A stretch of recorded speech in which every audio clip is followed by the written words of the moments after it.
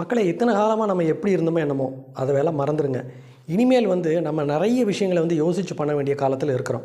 இந்த வெள்ளை அறிக்கையில் சொல்லக்கூடிய விஷயங்கள் என்ன, ஸோ நலத்திட்ட உதவிகளுக்காக 25,000 கோடி செலவு பண்ணியிருக்கு பாஸ்ட் கவர்மெண்ட்டு அப்படின்னு சொல்லியிருக்காங்க.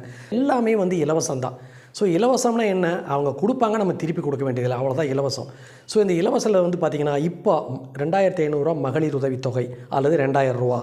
அதுபோக கடந்த ஆட்சியில் எலெக்ஷனுக்கு கொஞ்சம் முன்னாடி 5,000 ரூபாய் ஒட்டா கொடுத்தாங்க. அந்த தொகையினுடைய கூட்டுத்தொகை ஓஏபி அப்படின்னு கொடுக்குற பணம், விவசாயிகளுக்கான அப்பப்போ தள்ளுபடி பண்ணுற பல கோடிக்கணக்கான ரூபாய்கள், இலவச பஸ் பாஸு, பொங்கல் பரிசு, தீபாவளி பரிசு, இப்படின்னு எல்லாத்தையுமே இலவசத்தை கவர்மெண்ட் கொடுத்துச்சு. நம்ம அதை வாங்கிட்டோம்.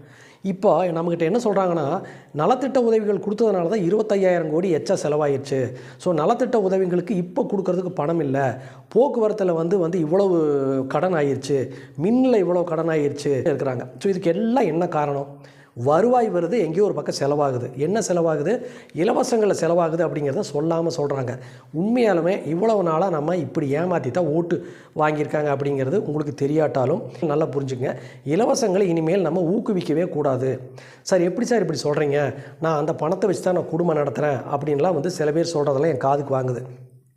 இந்த ஓய்வூதிய திட்டம், இந்த இலவச திட்டமெல்லாம் இல்லாதப்போ நம்ம சாப்பிட்லையா, விவசாய கடன் தள்ளுபடி பண்ணாத வருஷங்களில் நம்ம கடனை கட்டி விவசாயம் பண்ணலையா, இல்லை பஸ்ஸில் நம்ம காசு கொடுத்தது வரைக்கும் போகலையா, எல்லாமே பண்ணிட்டு தான் இருந்தோம்.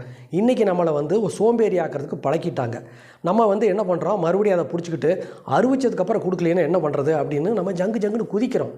அவங்க கொடுக்கலைன்னா நம்ம என்ன பண்ண போகிறோம், அறிவிச்சிட்டோம், நாங்கள் கொடுக்க முடியல அப்படின்னு சொன்னால் என்ன பண்ண போகிறோம், போராட்டம் பண்ணி ஜெயிக்க முடியுமா? அதெல்லாம் புத்திசாலித்தனம் அல்லவே அல்ல. ஒவ்வொருத்தரோட தலையிலையும் கிட்டத்தட்ட 2 லட்சம் ரூபாய் தலையில் கடன் இருக்குது. எக்கச்சக்கமான வட்டி வருஷம் கட்டுறோம்.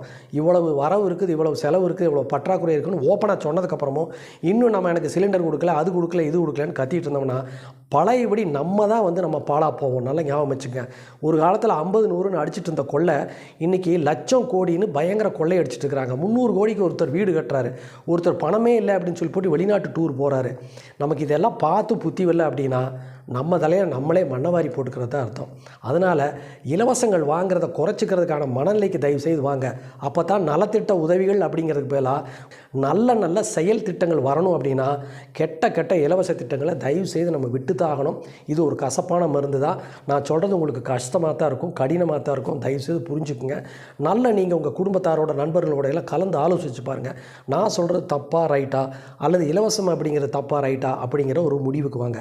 மறுபடியும் இது போன்ற ஒரு சிறப்பான அப்டேட்டில் உங்களை சந்திக்கும் வரை பாய்.